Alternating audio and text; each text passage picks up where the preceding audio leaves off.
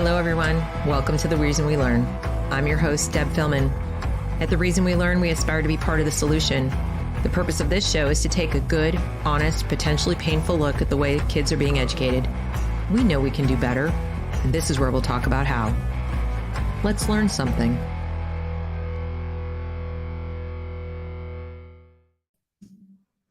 Hello, everyone. Good afternoon. Welcome to The Reason We Learn.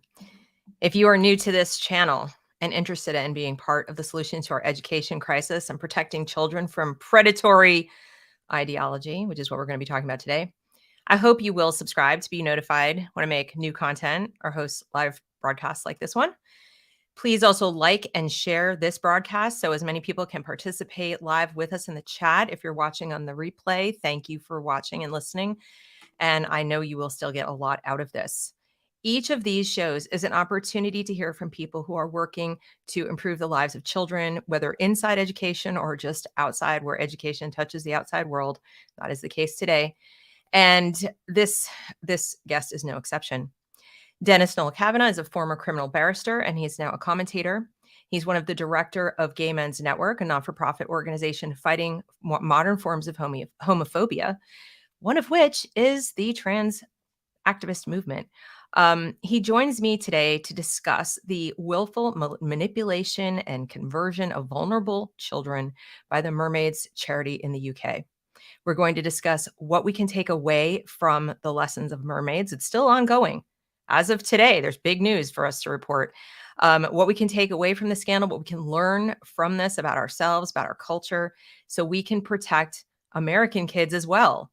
Obviously, the UK is working to protect their children and children around the world, and we need to pay closer attention right here at home. So please join me in welcoming Dennis to the broadcast. Hi, Dennis. Hello. Hi, Deb. Thanks for having me back. Thanks for coming back. I greatly appreciate it. Not at all. So we had some big news today. First, let's tell the audience, what is Mermaids?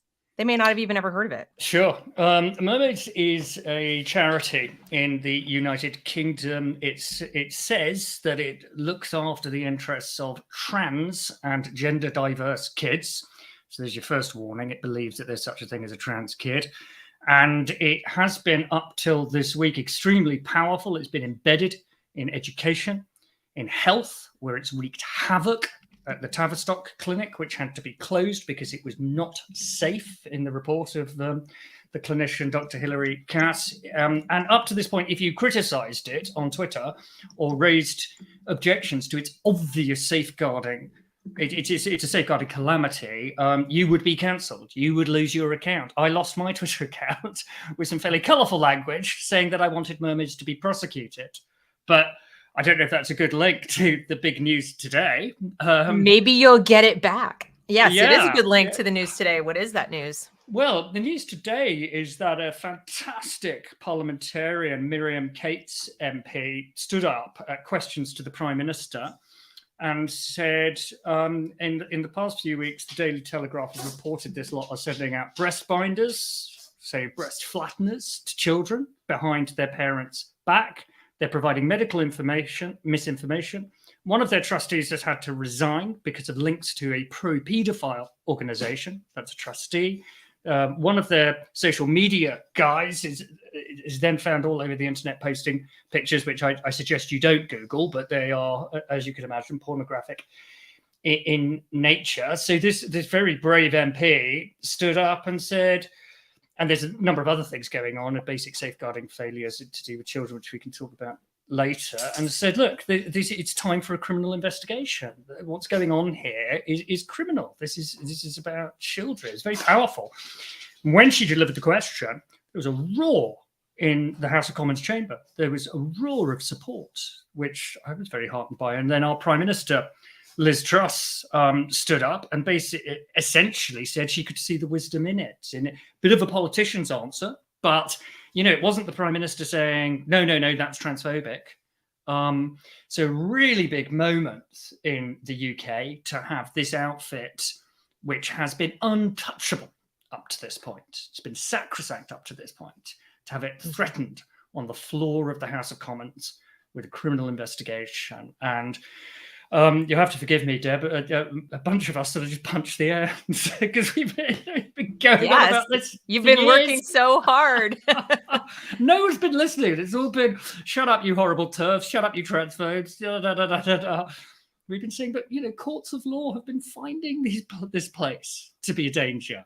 And I think you have this problem in the US where these places are untouchable. But maybe this is the first crack in the dam. It certainly feels that way in the UK. Right. And you have likened this to previous scandals. So you said, we should have learned from the past. Tell us a little bit about that. Well, we've got something going on here, which I think one can usefully analyze in two ways. In the first instance, it's a bit like satanic panic or multiple personality disorder. You remember that book, Sybil, and all of that stuff. Mm-hmm. So it's got that sort of social contagion, but it's also got the medical stuff to it as well. So it's also similar to lobotomies or thalidomide, but this one's different. And the reason it's different is that there are plenty of people like you and me who are contemporaneously or have been contemporaneously pointing out this problem. And the difference is that it's had an apparatus of silencing because gender is built on lies and paradox and nonsense. It has to silence. It can't sustain itself in sunlight or reasoned debate. It can't live in the Enlightenment. That's why it tries to extinguish the Enlightenment. It has to live in the shadows. And gender always operates in the shadows. So it's very similar to those old scandals, except that you can add in another social force, which is it's got its own form of sort of McCarthyism as well, where if you question it, you are instantly cancelled. And as I say, it has to do that. It has to do that because you don't need to subject gender to very serious questions for it to crumble. I mean, when you say to these people, are you seriously suggesting the diagnostic criteria for castration should be that your son played with a Barbie doll once? Is that really what you're saying? The minute you put that out into the sunlight, it's shown for the flesh-hungry monster that it actually is. Right. Now, I've heard some people likening this to sort of a religious cult. Yeah. In a way. So there are comparisons to previous, panics and fetishes and things like that. But the way it's operating does feel similar to the way, you were talking about this kind of McCarthyism, but there's also that component of belief that you just highlighted where, it doesn't stand up to the light of day. You can't reason with people. You really can't even discuss it scientifically. They want to change science completely to make it true. So, what do you think about that it's becoming something that you not only can't talk about because hurty feelings, but you can't talk about because someone is talking about their deeply held beliefs. Oh, absolutely. And that's kind of like a shield. Yeah, I mean, you can map just about every incidence of a faith onto gender, can't you? Trans women and women, that's a statement of belief, right? Most people don't mean that literally. It's a statement of belief. It's a mantra.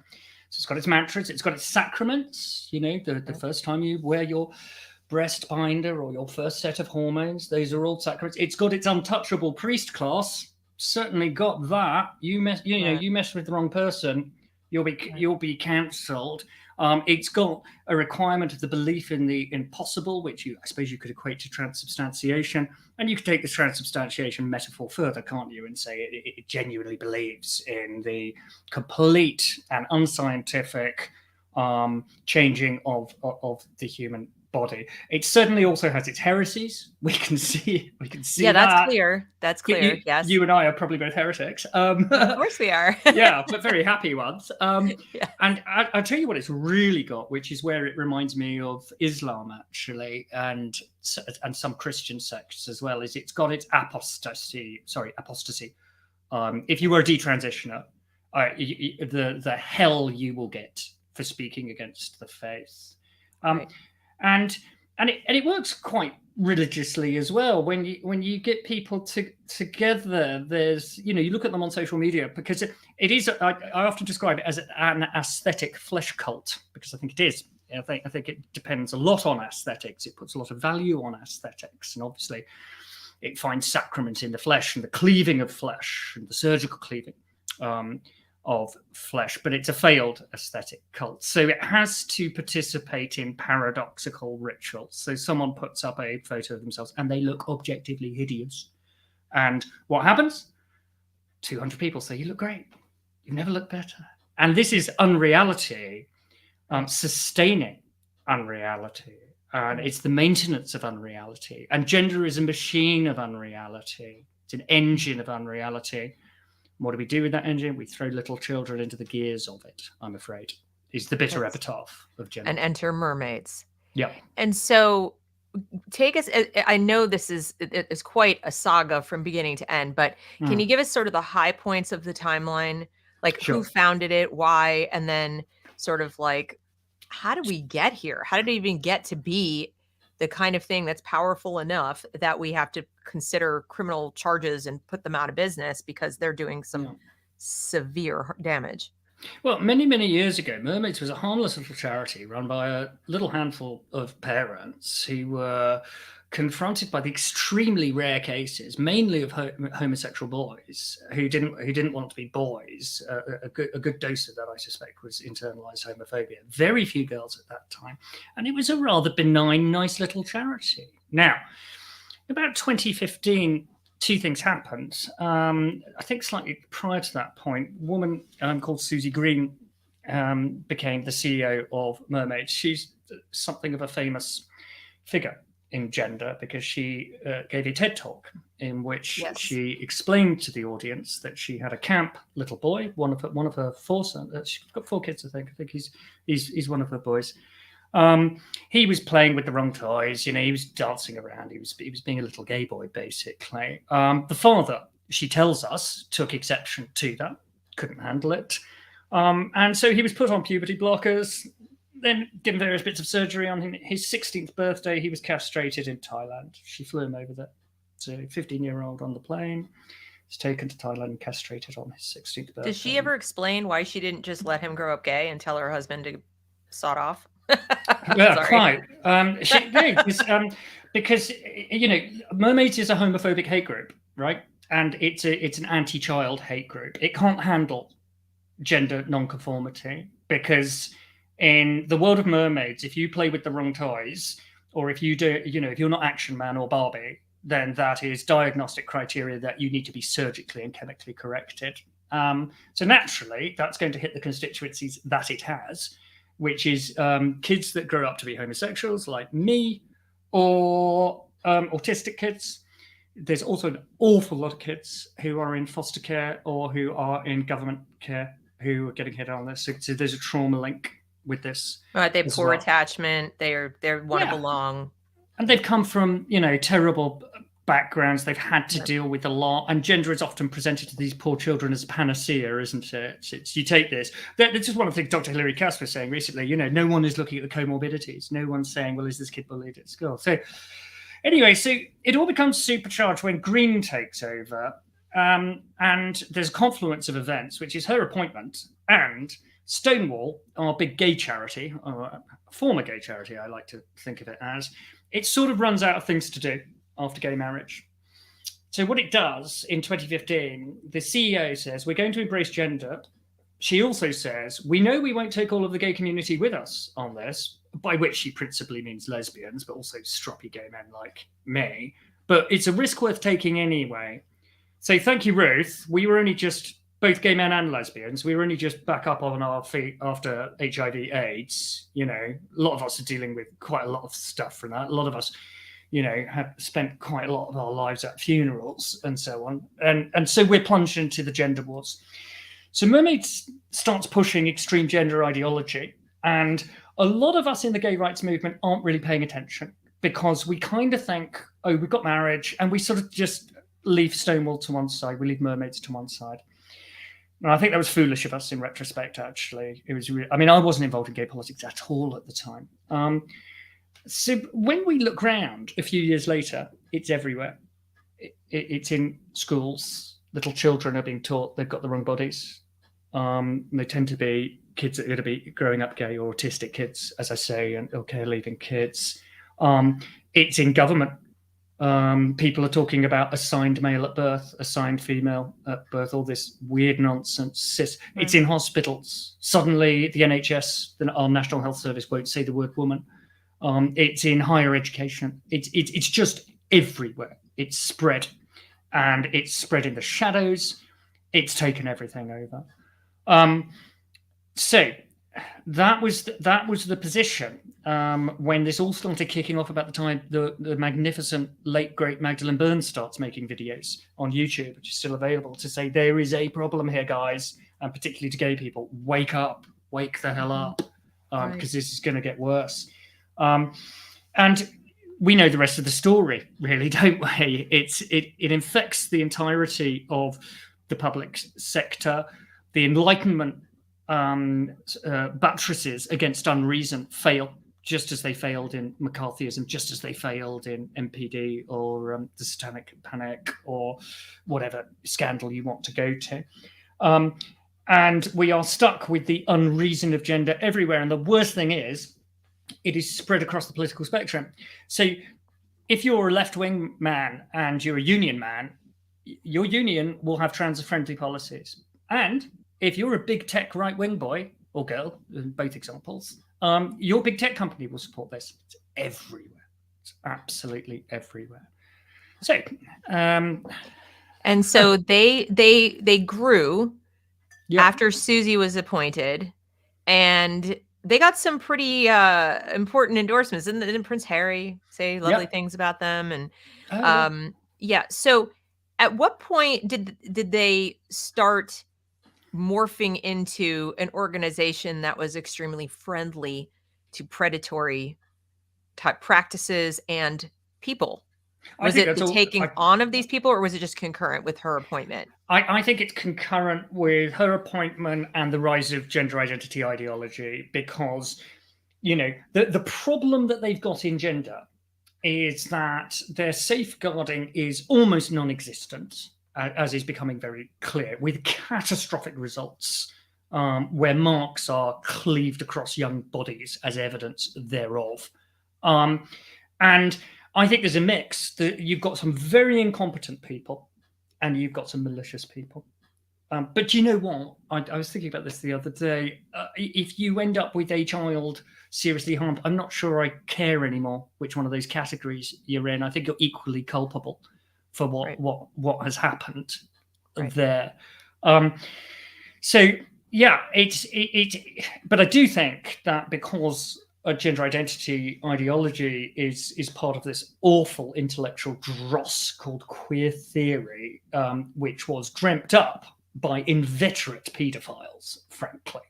That if you practice gender identity ideology, which is a branch of it, you're going to attract those people. Because once you break down male, female, once you say to children, you can make a life-altering choice. Let me put that in a different way. You can consent to a life-altering choice. Right. What else can you consent to? I saw a frightening thing today, Deb. Well, if you can cut yourself apart and remove body parts, you know, it almost seems like sex with an adult is less permanent and mutilating and horrible. I don't think it is. I think they're on par with each other. But I think in the minds of, you know, that's where they're going. That's where they want to go. Yeah. Well, they want to think if the child can do this, they can do that. They're pretty clear about it these days. Yeah. You know, I mean, you go to any university's gender studies department and you look at, you know, you can normally pick the one that it's going to be. And you look at the papers they're writing.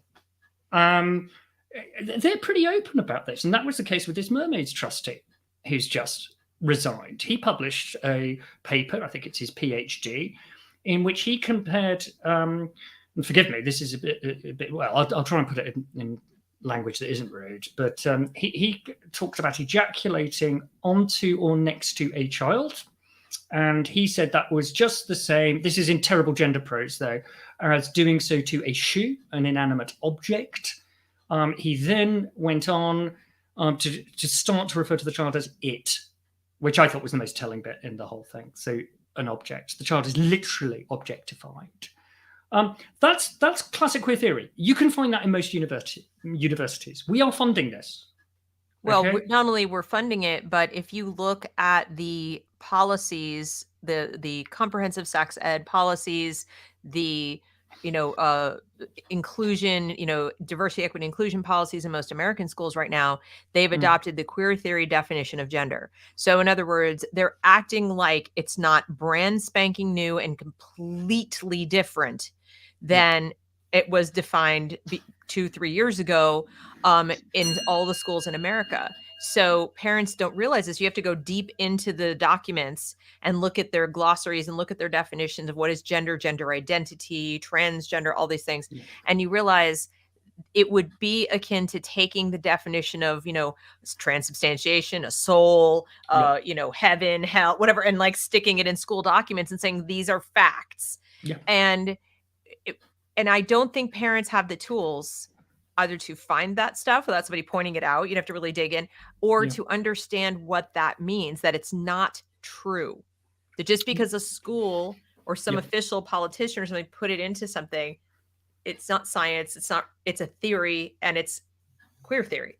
Yeah, and this is one of their tactics. They have more time on their hands than we do, right?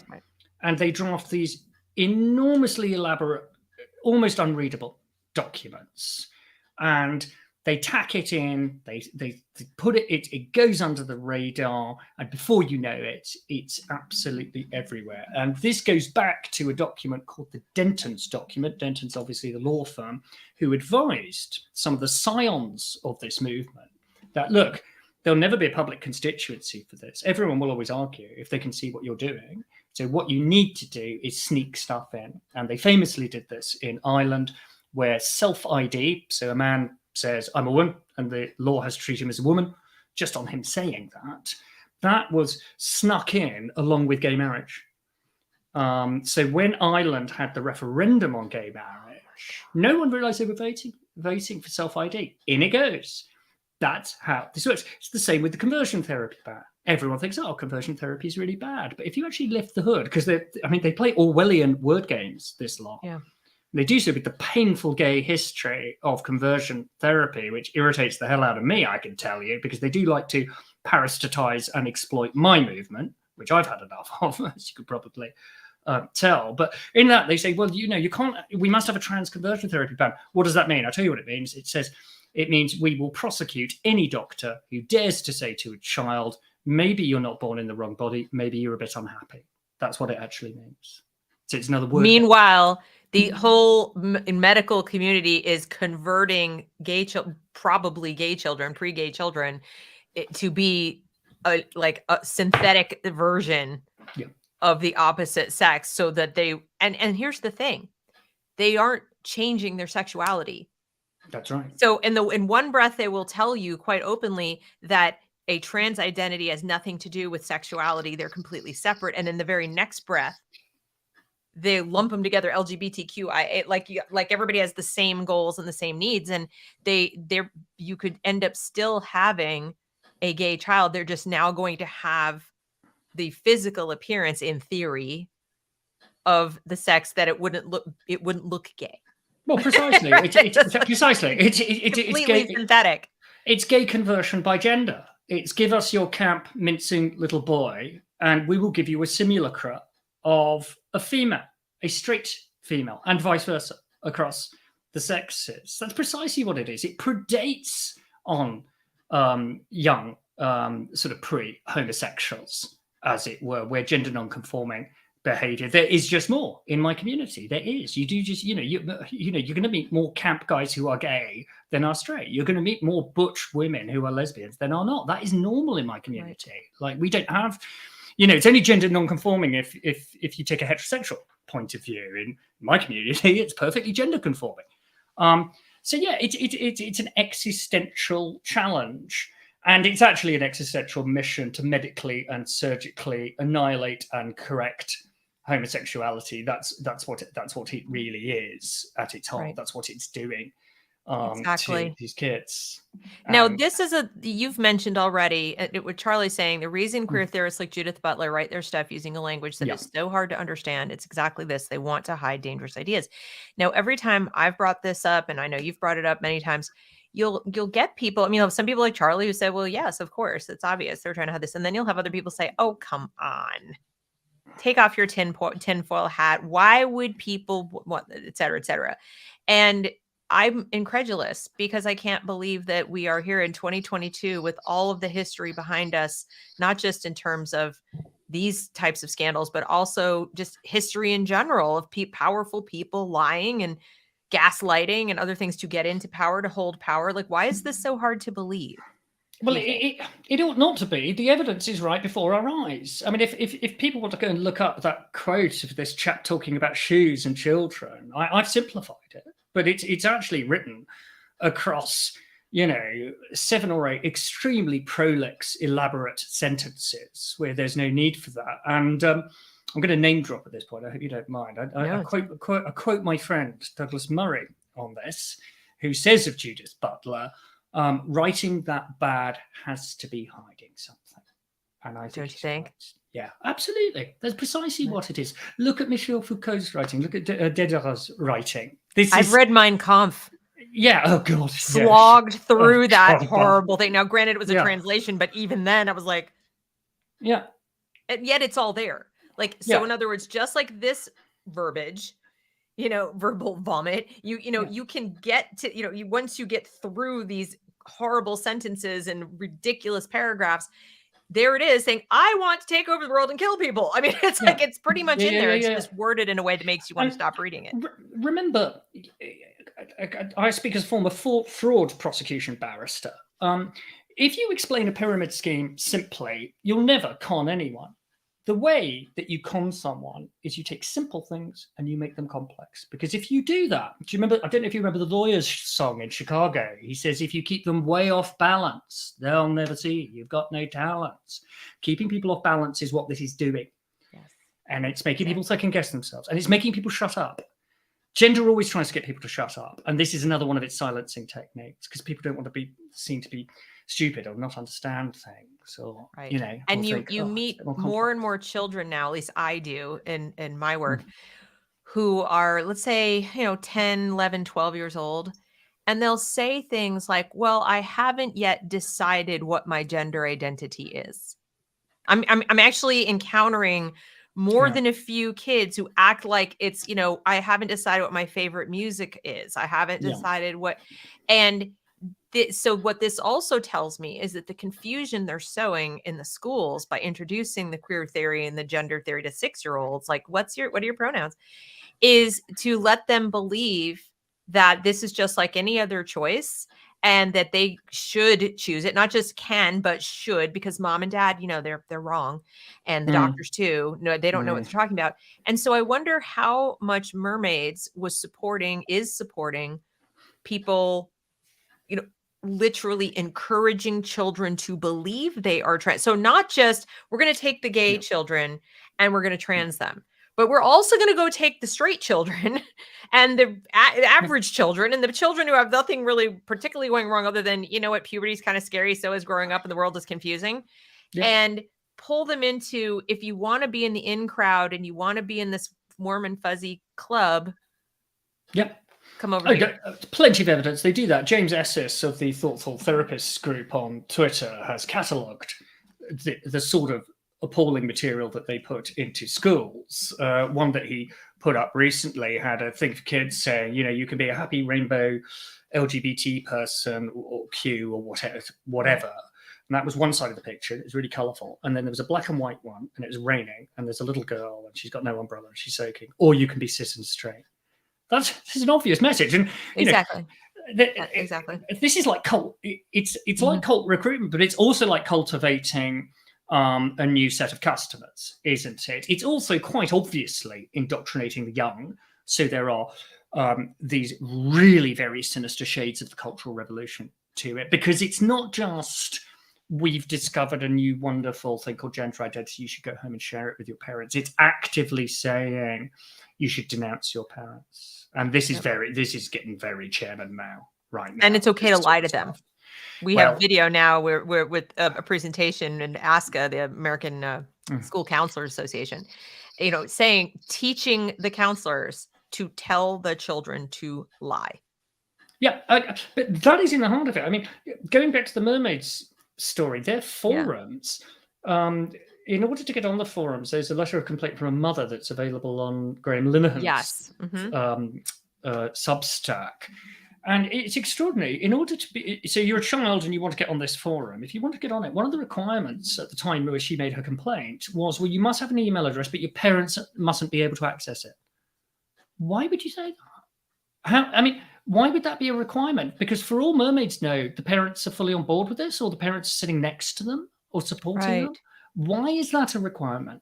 Then there's a phone. Then the second thing before you get on the forums is one of their lot rings you to make sure that you're a child from a withheld number. Goodness knows, of course, a recorder. So it's an adult. An adult is calling to verify that you are a minor child. Yeah. From a withheld number. A total stranger from a withheld number. Yeah, that's right. So, you've got some child upstairs who set up a secret email address, which mermaids have advised them to. They've said, if they say in their guidance, if you don't have one, set one up for yourself. Then they're taking a call from a stranger. Then they get onto these forums. And my goodness me, Deb, if you saw what is coming out about these forums, you've got children openly providing each other with medical advice, because the moderators often don't bother either to correct it or to say we shouldn't talk about that here. So they're advising each other about how to procure, this is just going back to your point about lying, to procure hormones dishonestly, or how to get them on the black market. This is Lord of the Flies now. It's gender Lord of the Flies. We've got kids advising kids on how to lie to doctors, to parents. And again, it's getting very culty, this. The only people you can trust are these people that understand you online. Everyone else hates you. And let's add to that by saying there's plenty of suicide chat on these forums, which is frightening when one considers it. And the mother in her letter of complaint says, I've noticed moderators just not intervening. Every now and then, one would ask for a private chat or give someone the number of Samaritans. I know that people are in possession of material, apparently, of obviously very distressed children there talking about it. But they're sort of being cast into the digital wastelands. And for a principal example of that is there's then one example of a moderator, when a conversation gets a bit spicy, and I don't know in what respect it did, advising them to go off to a Discord server, so unregulated, no moderator, often get porn on those sorts of things, I'm told. Adults can access this. To go there, so completely unmoderated, and don't mention mermaids. Now, call me paranoid and conspiratorial there, but several alarm bells are now ringing in my head. Yeah. Who the hell is on those servers? Who's following them to those servers? This is Lord of the Flies on the internet. It's literally an open invitation for predators. Yeah. And here's the other question I have for adults listening. What adults want to be moderators? In this kind of a setting, I'm sure there might be some who are, big-hearted and they want to help these kids, but, would an open-hearted, well-intentioned person sit there and allow children to exchange medical information that is misinformation? Would they discourage them from telling their parents they're going through these hard times or suicidal? Would they encourage them to go onto a hidden Discord? Like, to me, as you said at the outset, I don't care if you're just the dumbest person on planet Earth, sure, or you're a predator. You're enabling predatory behavior. So as far as I'm concerned, you're a predator. I just don't want you near kids, if that's all right. No, because if you're that dumb, you ought not be near children. If you're too stupid to get this right, it's like, I'm not going to let you babysit my kids if you leave the front door open all night, right? You're too stupid. And that's what you guys are doing on the internet. But I'm afraid, I do think there's evidence that it's worse than that. Some of these moderators are, Mermaids has a breast binder scheme, so that's a harmful object, right? So the only study we have of that is of 23-year-olds, I think they were. So, women who've finished growing breast tissue. And 97% of them reported a health problem because, of course, they did. Because, of course, you don't just constrict a part of the human body without a consequence. Imagine what that does to girls when they're going through a growth spurt. I think the problem's going to be even worse. Mermaids has a thing where they say, we'll hand out a breast binder, and What kicked this all off, in fact, was a Telegraph investigation where Haley from the Telegraph posed as a child, got onto one of these forums, and a moderator said, "We can send you a breast binder." She then said, to test the safeguarding, "Oh, my mother doesn't want me wearing one of these." And allegedly, and mermaids haven't denied this, I noticed, so I'm saying allegedly, probably from an excess of caution there, mermaid said, "It's all right, we can send you one behind your mother's back." Oh my God. That's an item. That's a harmful item there. Like I've been in product liability cases where the item is not as dangerous. Yeah, that's insane. And so thank you for the super chat, Talk Story Tribe. Ticket to the oppressed class and being non-white. I think that's an excellent point. Would you agree that the constituency primarily getting pulled into this is sort of white middle class? Yeah, it's always been very bourgeois. This sometimes when you talk to working class people about this, they look at you like you're mad, because it's just I just think there's more association with the material world in working class environments. Bourgeois parents are far more likely to sit down and say, "Let's look at your iPad and find out what gender identity you are." You know, it is bourgeois. It's solipsistic. It's inward looking. It's endlessly ruminatory. You know, and in order to do all those things, you have to be materially comfortable enough for that to be a thing, right? Like if mum's working 3 jobs, right, and you've got to look after younger brother and sister, you probably won't have a lot of time for your gender identity. But if you're stuck in your room and looking at Reddit all night and you're fairly comfortable, this and if you're told explicitly, as happens here, I don't know how it is in the UK, that you are on the outs, you're the out group, you're white, or therefore you're an oppressor, you don't have any virtue points, so to speak, on your intersectionality chart. So children, especially in that sort of preteen adolescent group, they're absolutely driven to fit into their peer group. They're driven to fit into being like whatever is being celebrated, whatever that is. And so if you can't be Black, or you can't be, if you're, not very openly gay, let's say, and you can get by with that, that's good enough, right? Then this is sort of an entree. I know that my own kids would tell me that they were called normies. It was pejorative. And so I think she has a point that it may well be a sort of subconscious thing where when you add to it the overt recruitment tactics, like come to the Rainbow Club and here's a bracelet and a flag, and that drives me mad. Is there a straight club where people come in and discuss straight sex or straight relation? This drives me mad because this is going to hit my community when this explodes. It's going to hit it really, really, really hard, and people will not have the nuance because they'll be too angry to distinguish between those who aided and abetted it and those who didn't. But to your point, I agree entirely. Kids are kids. They want to be liked. They want to be special. They don't want to just fade into the background. I mean, Dr. Az Hakim, who's wonderful on this subject, he says non-binary is goth Mark 5. It's just a new way of being a goth. It's a new way of saying I'm a bit different. I would add a layer into that. I think it's also a retreat from the gender wars. I think it's a way of saying I don't want anything to do with this. I think asexuality is the same. And an interesting religious parallel there as well, because it's also the new monk class for gender, isn't it? I'm asexual. I've taken a vow of celibacy. But these are, I just feel sorry for these poor kids, because this is one of the paradoxes and inversions of gender. It treats children like adults and adults like children. So children are expected to make lifelong choices at a very young age. It's a lot of pressure on a child. What's your gender identity? What are your pronouns? What's your flag? What's this? What's that? That's an enormous amount of pressure. Huge. And you and I managed to get through our adolescences without all this, and I never really had I mean, I guess there are kids maybe who have these questions. I just always assumed they were in the teeny tiny minority.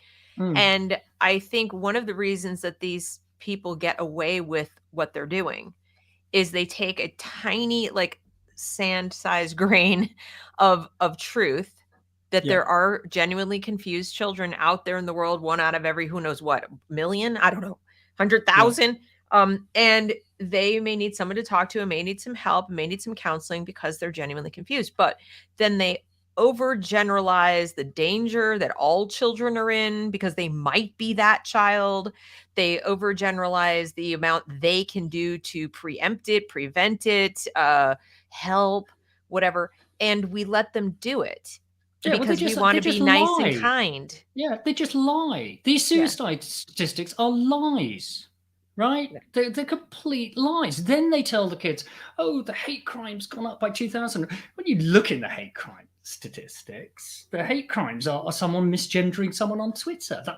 I speak as a bloke who's been queer bashed. I had my head kicked in for walking out of a gay bar. That's a hate crime. Someone calling you not using your they, them pronouns on Twitter. Do me a favor. But, what have we got here? Why would you keep a constituency in fear? Why would that be politically useful? What would you hope to gain from scared people? Scared people are quiet, aren't they? And they're compliant. They'll do as they're told. They'll follow your rules. That is plainly, to my mind, what is going on. And it's beginning to sound a little bit like dictatorship, authoritarian tactics, this, isn't it? Because that is what it is. And it comes to this, does it not? I do not accept, and I don't think any reasonable person should, that in the past, 5 years, we have stood on a precipice of human history where suddenly we just discovered that an enormous percentage of us are trans. I just don't accept that they've struck oil. Nature made a lot of mistakes. Yeah.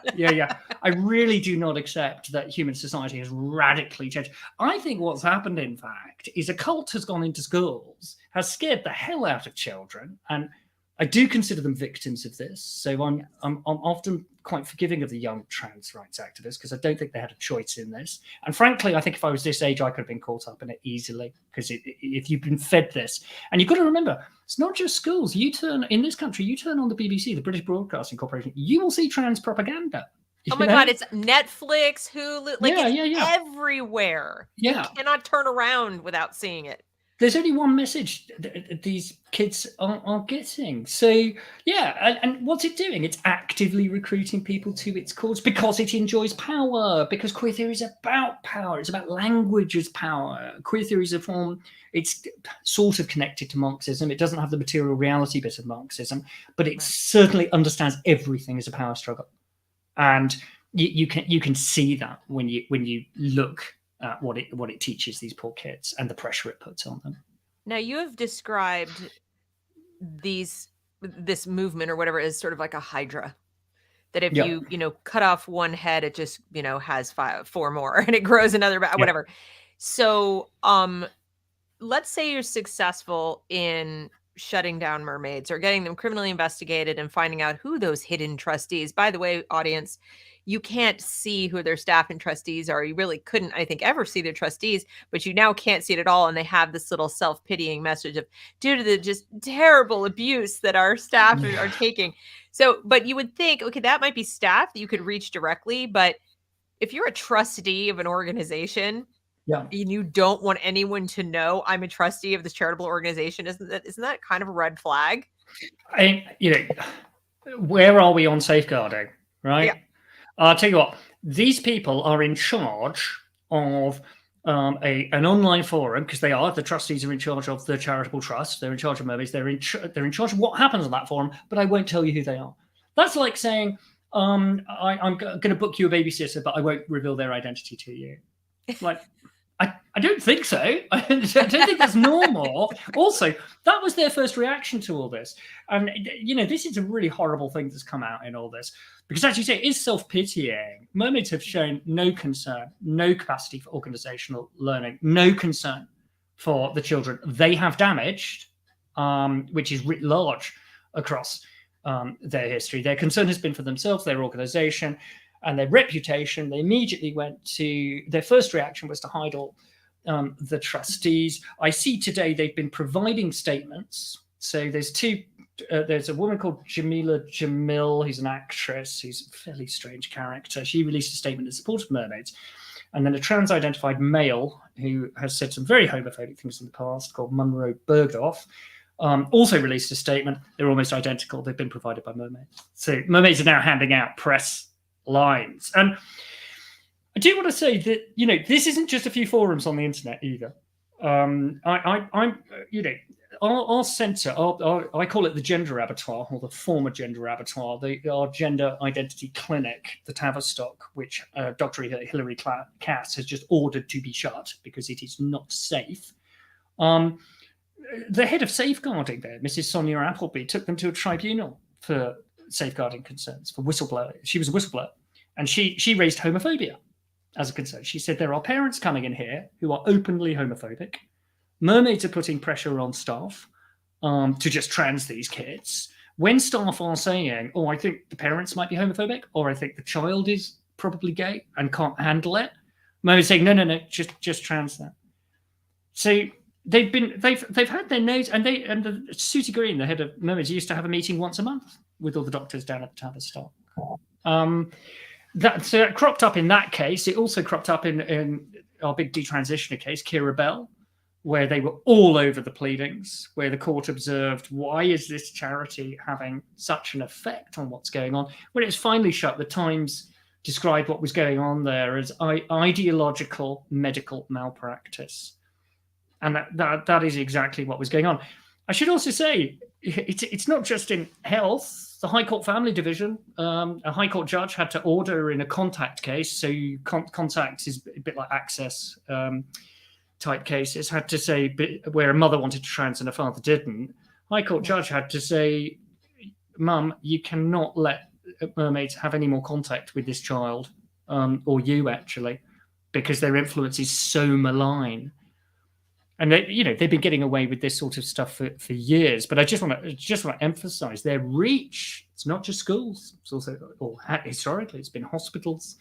And they're in the family division case, the field of social services, social work, contact in families. It's been, I mean, it's its own thing, but it sort of has its own heads of the Hydra, because wherever you look, because they've just invaded these other institutions that parents might turn to with a confused child. Let's say you go, your child is confused, and rather than have them go on Mermaids, you have good sense enough to say, no, you're not going online. Yeah. I know that you need help, so I'm going to take you for help and hopefully find someone who will address these other issues. And so you seek out a therapist, except that your therapist has been trained, influenced, whatever, by people who run places like Mermaids or the US equivalent. And now that you can't find yourself a therapist who's going to be honest. They're going to toe that same party line. And this is becoming a big problem here in the United States. I'm sure it's already a big problem in the UK because of Mermaids' presence. Yeah, and it's absolutely wicked, isn't it? Mm-hmm. Mermaids and their friends cause this problem in the first place. They teach little children, you've got the wrong body, or you might have the wrong body. That's right. They give them books at a very young age under the guise of my community. It's all about LGBTQ rights, they say, but they have the LG at the front. Yeah. And that lends legitimacy to what they're doing. All we wanted in the gay rights movement at an appropriate age was the occasional book with a kid who had two mums or two dads. That's all we wanted. That was it. What we didn't want is what they're doing, which is giving kids at a very young age sexually explicit books. And I think I can guess why, given what we've discussed up to this point, but they are parasitizing and they are exploiting my community, my history. And that is why so many, that's why I'm wearing this bloody hoodie, that's why I've had to, at the grand old age of 44, having never thought I'd be a gay rights activist, had to set up a gay rights organization. How long before this? I really was not in gay rights at all, really, until gender. I mean, I tangentially, I did bits and pieces here and there for HIV/AIDS, like fundraising things like that, and bits and pieces for gay marriage. But I wasn't one of those people that lived and breathed it. I am now. Well, yeah, kind of my life now, sadly. But this is the thing that really gets me when they play Florence Nightingale and talk about assisting the kids. You caused this problem. You and your friends. And do you know what? It suits your power, it suits your status, it suits the money that you're getting for this to be a big problem. And it's, surprise, surprise, it's now a big problem. What is it? 5,000% increase in girls trans identifying. Figures are through the roof. You look at that picture for the USA of there being like 4 or 5 gender clinics about 10 years ago. Now they're everywhere. There is a lot of money going on here. So it really annoys me when they say, "Oh, we're just helping these distressed kids." You're distressing them deliberately. Thank you for saying that, because I feel like I've been screaming into the void, saying that everything they claim they're helping, they're creating. They're creating. They're a solution in search of a problem, and it's an extremely profitable solution. And then, as you point out, it is a high status solution. Because it makes people instantly untouchable. If you try to criticize somebody who is at the head of this kind of activity, you are all the bad things, bigot, turf, the whole 9 yards. And it's, it does silence a lot of people. What has been distressing to me is to see how many adults, including parents, are so willing to be silenced when we're talking about life and death situations here with children. They are children. They're helpless. And now when I talk about it, people say, but so much damage has been caused if they pull back now. Like if mermaids were to show up tomorrow morning and say, we're shutting down. We were wrong. Oops, we screwed up, right? I mean, even if they didn't do that, if they just said we're going out of business, see you later. Yeah. There would be lawsuits. There would be, as there should be, just as there are with the Tavistock. So, now you start to wonder, are they just CYA? Like we have to find a way to get out of this and retain our wealth and retain our status and retain our power. Yeah. I don't care if they blow up tomorrow. Frankly, it would be the absolute best thing for any child unfortunate enough to be in their clutches. And I would rather such children were with non-conversion therapy, conversion therapy ban. It's so Orwellian. That is just transing the gay away. That's all it is. I would rather such children were in the care of people like Dr. Hilary Cass, who shut the Tavistock because it was not safe. And certainly, you'll forgive me for repeating that, but they keep spinning it at the other side and saying, "Oh, they just wanted to disperse care across the country." It's not true. Shut it because it was not safe, which is a big thing to say for a hospital. So I would rather children were in the care of Dr. Cass than anywhere near Susie Green. I think it would be brilliant for safeguarding. I think it would be brilliant for child welfare if this place shut down tomorrow and stopped teaching children that they have the wrong body, or stopped lying to them, telling them, "Oh, puberty blockers are reversible." Yeah, they're really reversible until you reach age 18 and you have atrophied, tiny, childlike testicles that are so small that in the case of most boys who then go on to have a neo-vagina, there isn't enough skin to create such a thing, and they graft skin from the bowel. This is, frankly, nightmarish what they are doing and how they are lying. There are children online. This is a very difficult thread to read, where therapists are meeting them who are detransitioning, who've had double mastectomies, and they sit there, these girls who are, 16, 17, 18, something like that, and they say, "Well, now I'm back on female hormones. Will my breasts grow back?" We've got to remember how naive children are and how swayed they can be by disinformation. And that may be unbelievable to some people reading that, particularly adults, but think back to when you were 18. Think back to when you were 16. Think about what you actually believed in. And it's not these children's fault. They've been sucked into a cult where they have been fed evil, mendacious, filthy lies. And what are we left with? We're left with a generation who are scarred, who frankly should be very angry with our generation.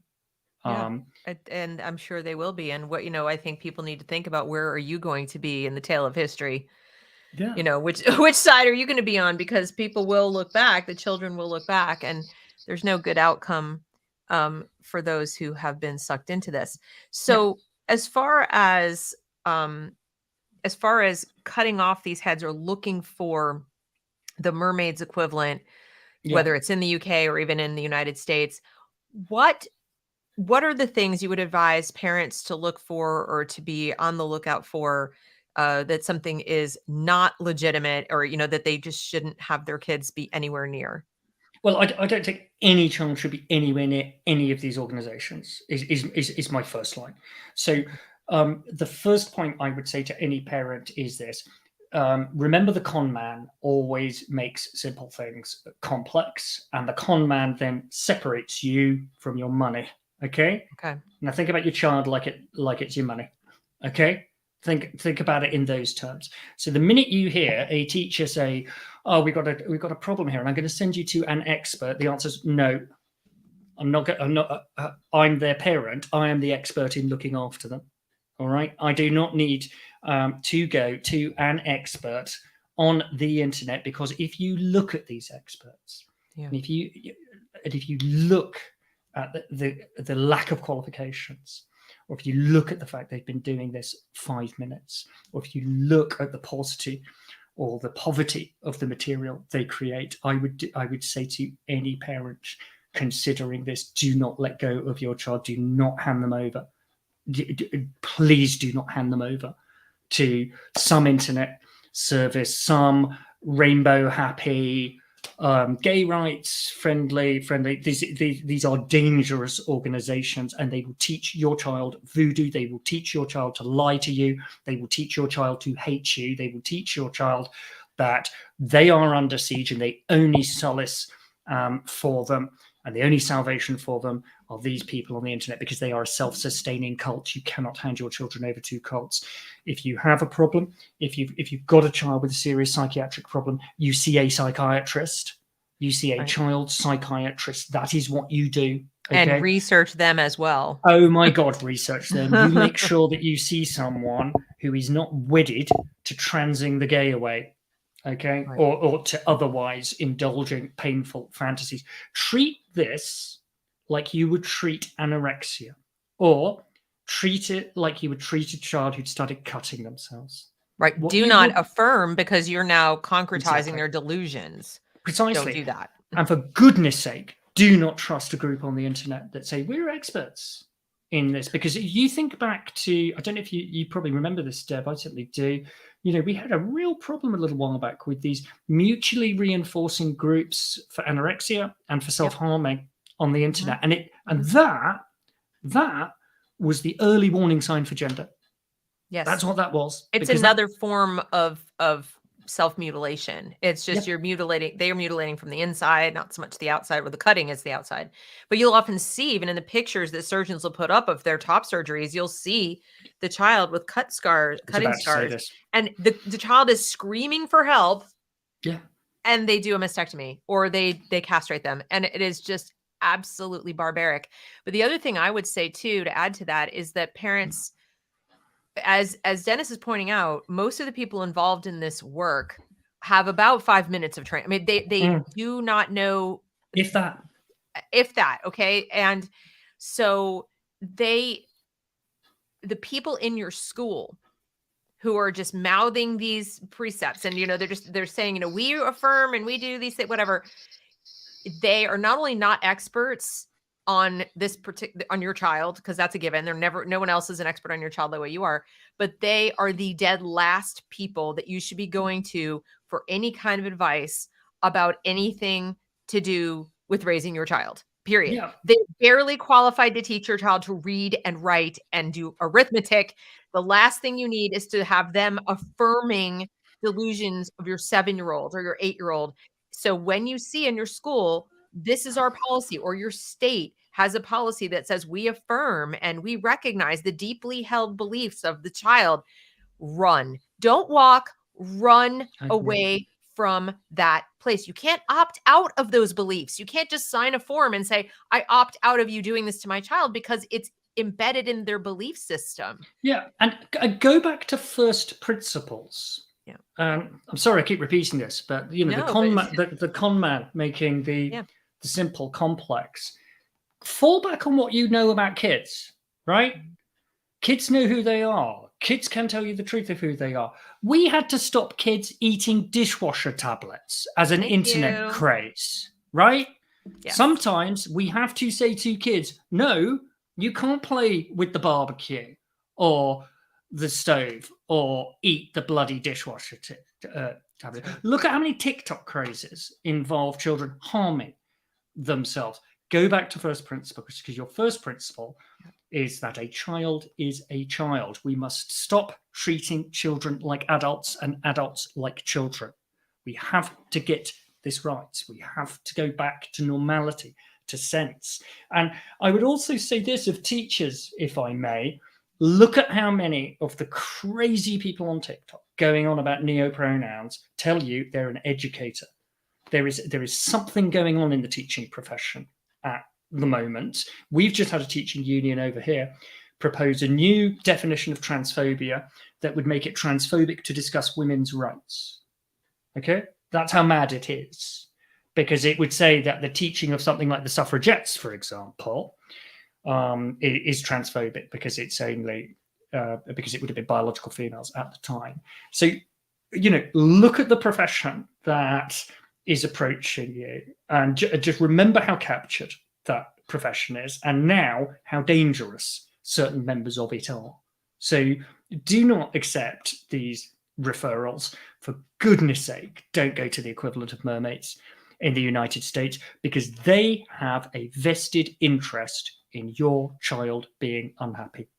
Okay? Right. And don't allow your school to send your child to the equivalent of Mermaids. Schools are giving out URLs to things like the Trevor Project and Human Rights Council and other gender organizations that claim to be there to help the child. They almost all have an easy out where you can click out of it, and parents won't know in the history. If the school has a VPN, the kid can log on from anywhere through the school's VPN and get around, on their phone or something, and get around your safeguards on the phone. The schools are giving this information out. School counselors are giving it out. Teachers are giving it out. Sometimes they'll have like a whole poster on the wall. These are the URLs you can go to. In comprehensive sex ed, they will give them online, like on their little Chromebooks, lessons put out by some of these groups. Yeah. So the kid just sits there and passively goes through the lesson about gender, about whatever it is. And then congratulations, you've completed lesson 1 of comprehensive sex ed. And very often you won't know, because the standards of what the child should know at the end of a year, at the end of a semester, at the end of a grade are not comprehensive. In other words, a teacher can teach beyond the standards. A teacher can teach extra if they feel like it. There's nothing that precludes them, except in Florida now. And that's why they get all, riled up, and they're still violating that. So they've got it embedded in the English class and the science. It's everywhere. So you can't opt out. You can't just sign a form and say, then your child will not be in class or not be in the library or not be in school like 80% of the day. Yeah. So this is something that you have to get loud about. I agree. Not having for any of the children. And don't get queasy when they say, well, that's your child and I want my child. Fine, do it at home.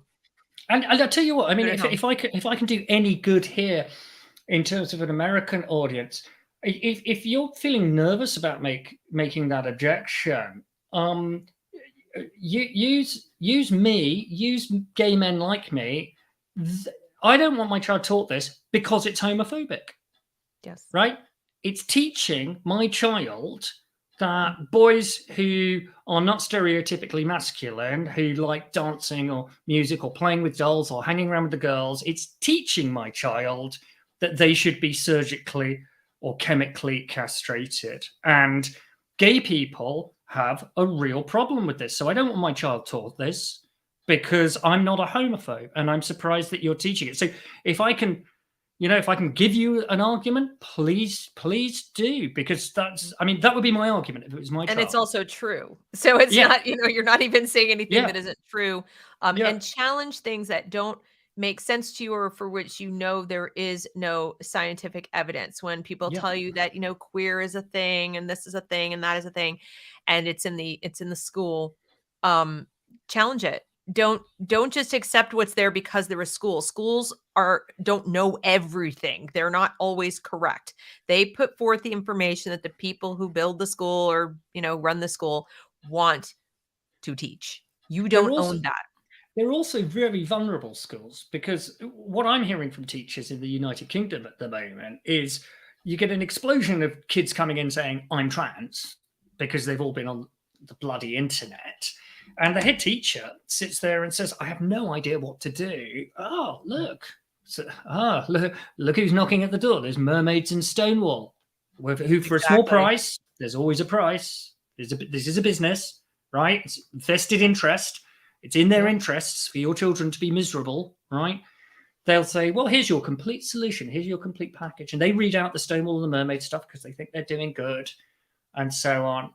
They do that with SEL. They do that with all the products, all the programs. Like, oh, you have, 3 people who've been saying they have this problem. Have we got a package for you? Exactly. And, and then when you ask, and this is Adrian has this suggestion as well, when they tell you, well, studies show, research shows, ask them to give you those studies. Look at who paid for them. And then ask really serious questions. Ask them to be independently verified. Ask for 2 or 3 or 4. You wouldn't take, if you went to the doctor and they said, well, you have cancer and we recommend this treatment. You wouldn't just say, okay. Sure. I mean, I would hope not. I hope you say a second opinion and see what else you've got. Of course. And I have to say, the minute you stress test most of these studies, we did this with conversion therapy, because when they tried to introduce the act here, we had something called the Coventry study, which is a town in the Midlands. And we looked at it. It was about trans conversion therapy. And they were going to tell us about trans people who've been through it. And when we lifted the hood on that particular engine of unreality, well, there were 3 people out of a cohort of 90 or so who said they were trans, one of whom said they were non-binary. So in fact, there were only 2. And they were basing the whole study on that, and they were using that to say, well, 90% of trans people, some ridiculous figure, have been offered it, and it's one of the reasons we were successful in destroying it in the UK. We said, well, your study does not bear that out. They are used to getting away with bad information, and they're used to getting away with poor statistics, like the suicide statistics, like the hate crime statistics, which are nonsense. I think in the United Kingdom in the last 5 years, precisely 0 trans people have been murdered. But we are told that trans hate crime has gone up. This was a headline just the other day. Yeah, we hear the same in the United States, and I dug into the statistics and found that the vast majority were murdered by somebody they were dating, or murdered by somebody else, like within the community. It wasn't like they were walking down the street and some random stranger said, you're trans and I'm going to kill you. It doesn't, I don't mean to make light of it, but they're not telling you the full context of their situation. And and I have to say, from a gay male point of view, it makes me very angry, because actually the constituency that have always been and are in the most danger are gay males. It's partly because we engage as a subclass of people in more risky behaviours. You're much more likely to find out gay males out cruising, for example. So hooking up for sex in public places.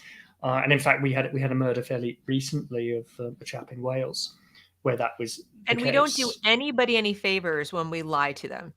Yeah, you're not sparing somebody's feelings when you refuse to discuss that. For example, gay males are at most risk because of engaging in risky behavior. How are you helping them stay safe by pretending that's not true? Well, it's not insulting; it's factual. We've got a choice here, right? We can all have rictus grins and smile unconvincingly under the great rainbow of gay rights and pretend everything's fine. Or we can say we've got a problem with violence, and the Stephen Port murders in the United Kingdom were 4 gay boys murdered by a man who spiked their drinks with chemsex drugs. We've got chemsex ripping a whole chemical burn, if you will, in the gay male community with the emergence of fentanyl in London, which is an extremely serious drug. We've got very young boys contracting HIV at the moment because they are told, oh, it's all right, you just go on pills for the rest of your life, which is not good medical advice, because there is a difference between taking a retroviral from age 18 to the end of your natural life to the time when most guys started taking retrovirals, which would be sort of 20s, 30s, more often 30s for the modern retrovirals. So, we can dance around and play happy if we want under the rainbow, but it will be unconvincing, and you will lose people as a result. Or we can have honest conversations. We can say, look, if you're going to engage, and this is what we used to do in the gay rights movement before. This is one of my big problems with gender. There's no air in the room anymore for anything else. It's one of the things we want to change with this, he says, trying to point at the right bit of the logo there. With this, we want to change it with this. We do want to have some difficult conversations. Do you want to address this? Ellie says, sorry, Dennis, it's women who are most at risk. Are you speaking specifically about within the community, the LGBT community, that men are most at risk amongst themselves, or are you talking in just the wider world? I'm talking women being physically vulnerable, obviously, probably more at risk. Oh yeah, sure. I mean, it's correct. It's correct to say the risk of violent crime generally is the biggest risk factor is going to be being a woman, and there's an appalling statistic. It's something like one and they're now at risk from TRAs and AGPs. Exactly. But in terms of the LGBT, if you look at instances of murder for being that sexuality, so homophobic murder, the highest risk group is gay males. That's what I understood you to say. So I just wanted some clarification on that. Okay. So within the community. But to your point about the hormones and the and the medicines for AIDS and everything, there's also a difference. It used to be the protocol, at least in the United States. I don't know what it was in the UK, but if you really had gender dysphoria so severe that therapy and other things were just not going to work, usually you're talking about people transitioning in their 20s or even by 30. Okay. And so if you're going on cross-sex hormones at that age and taking them for the rest of your natural life, there's still high risk of cancer. There's still higher risk of these things of taking these hormones. But again, you're starting here.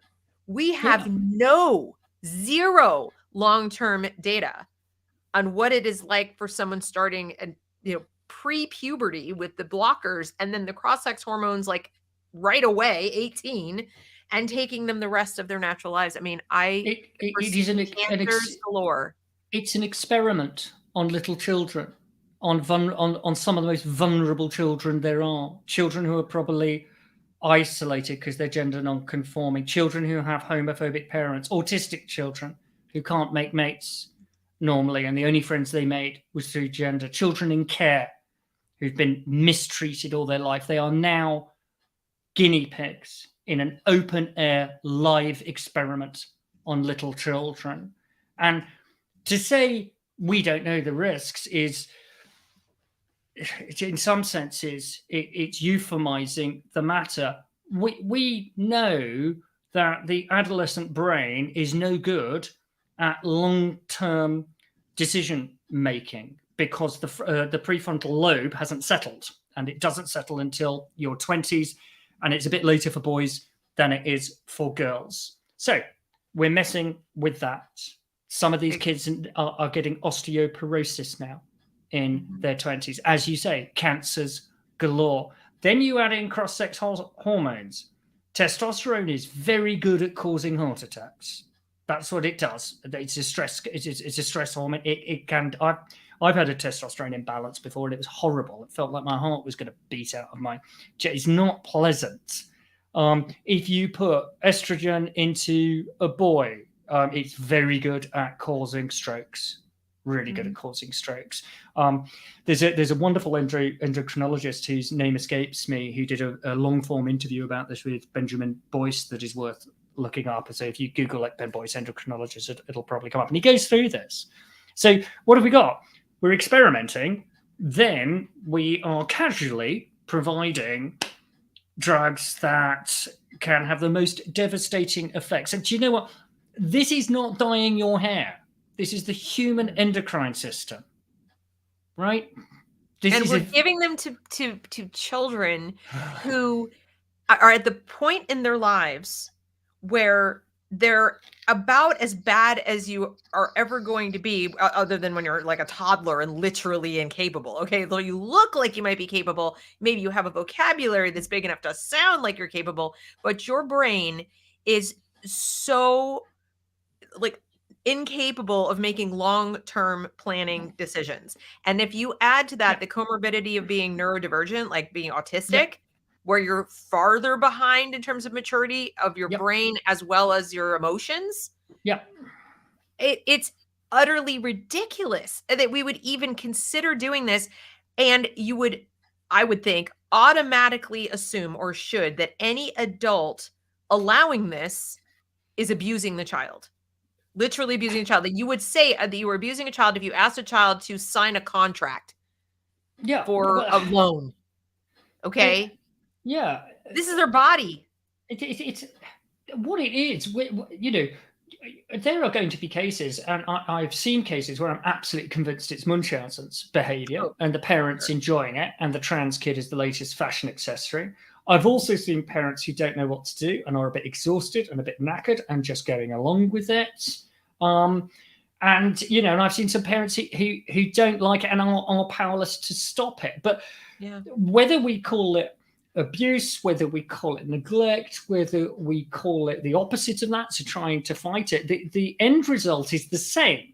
The end result is harm to a child. So in a way, I don't want children in these positions. I don't want parents in these positions, and I don't want bad parents being able to take advantage of this either. So we have to go back to the source with this question and say the provision of experimental drugs to children who, by definition, are bad at long-term decision-making is the problem. Exactly. The structure is the problem. And the fact the NHS is complicit in this, in my country, and the fact that in your country people are making a handsome living from doing this. It just seems so obvious to me that the policy across the board should be, no, you must be an adult, period. It's just like, we're not even going to have the conversation. You have to be an adult because the risks I mean, there are no benefits, in my opinion, zero. So you could even tell me that you're, you know, junior buck angel. I don't care. There is no harm in waiting until you've gone all the way through puberty and you are now a fully individualized adult. You're an adult. You're legally an adult. You're physically an adult. I personally put that past 18, like 25, but over there, because then parents aren't in that horrible bind, like you said, of, you know, what if I decide wrong, and they could be taken advantage of their love for their child and all this. And the child, you know, an adult's going to make an adult decision.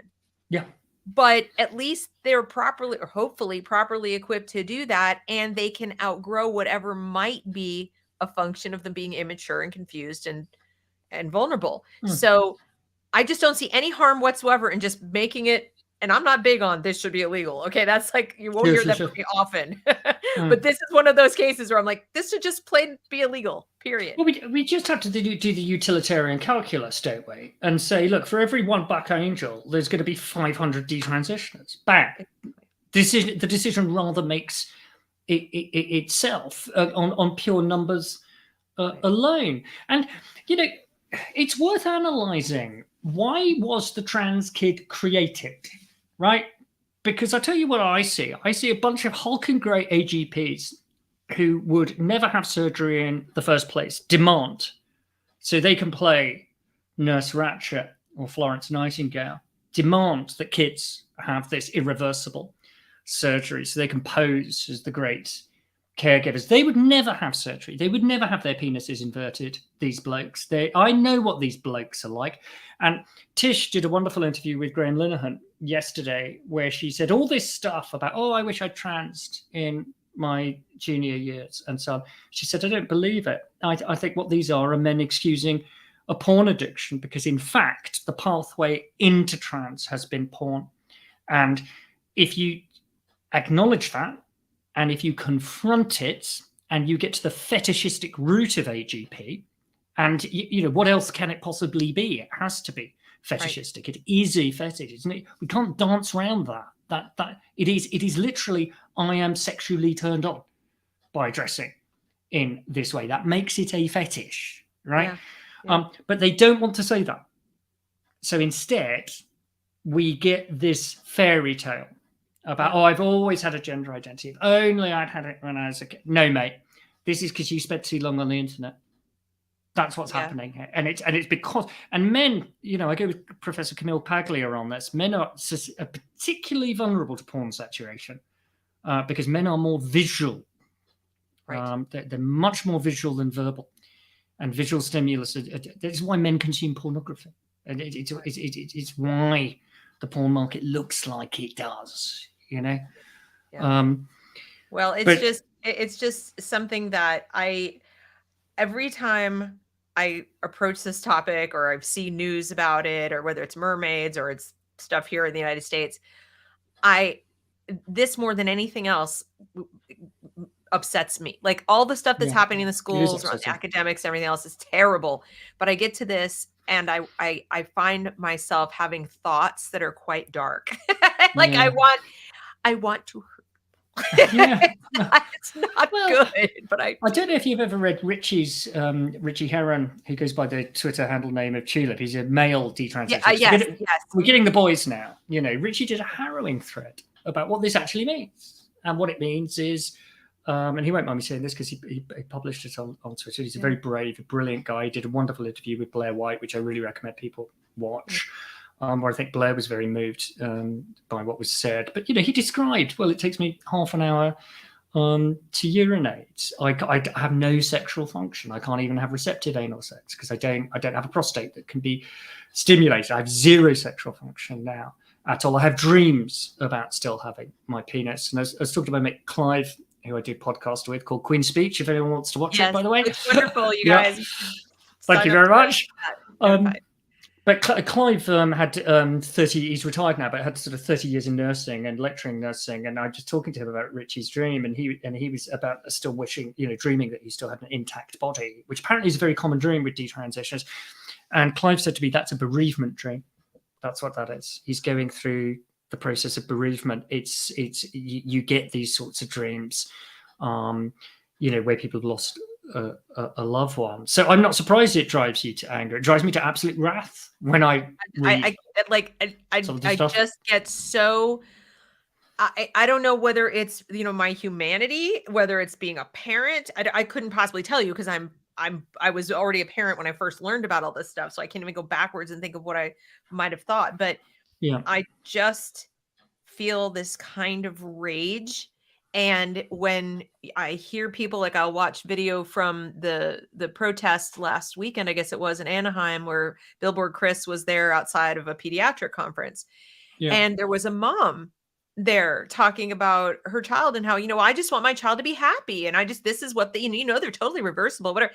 And I'm listening to this mother gleefully counter protesting about this wonderful thing she did for her child and how, this was to make my child happy at the age of 12. Jesus. And, this was just great. And I think other children should be able to do this. And I'm listening to the just lie after lie. I don't know if she knew she was lying. And I don't know how he does it. I really don't. I mean, he stands there civil, engaging her in conversation. Well, tell me why you think that. Well, that's actually not true. Yes, it is. No, it's not. Back and forth. I would have had to remove myself.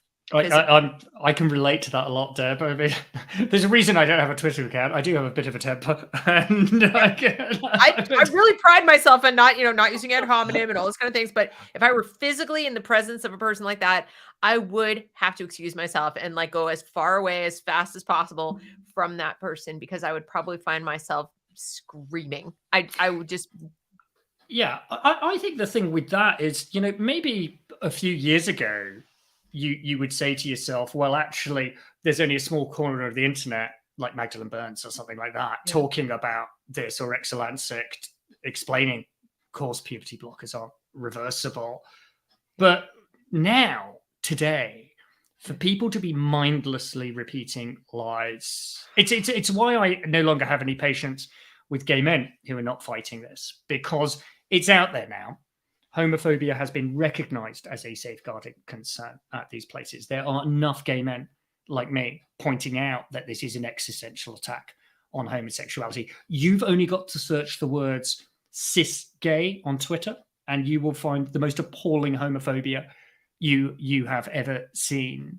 And this is off the back, of course, because we were the second in line. It was lesbians who got hit first and got hit hardest. So it's been obvious about how homophobic it is from day one. So I would be very similar to you, because I want to know, what is your excuse now for not reading the obvious? Right. Yeah, exactly. And so I guess in closing, I would like to challenge anybody watching who is not already pushing themselves to tell the truth all the time about this issue, wherever and whenever it comes up.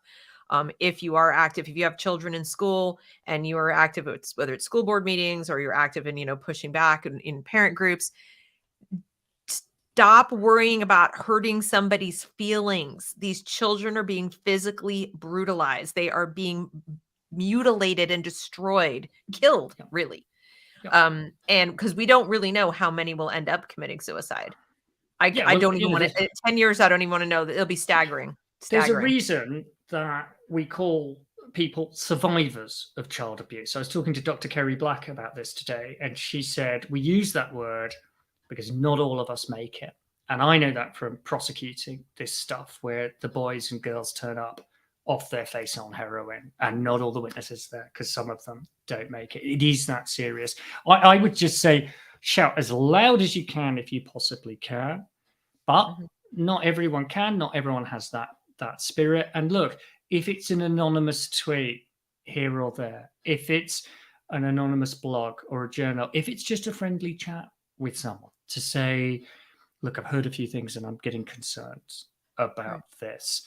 If you can just do as much as you possibly can. And, I appreciate that, it's it's all very well for me. I'm happily married. Husband completely agrees with me, and I can do this sort of stuff. I'm not a single mother of 4 where if I say the wrong thing, the mortgage doesn't get paid. So I get that there's a limit to what people can do. But all I would say is, if you possibly can, even if it's a small thing, just do it.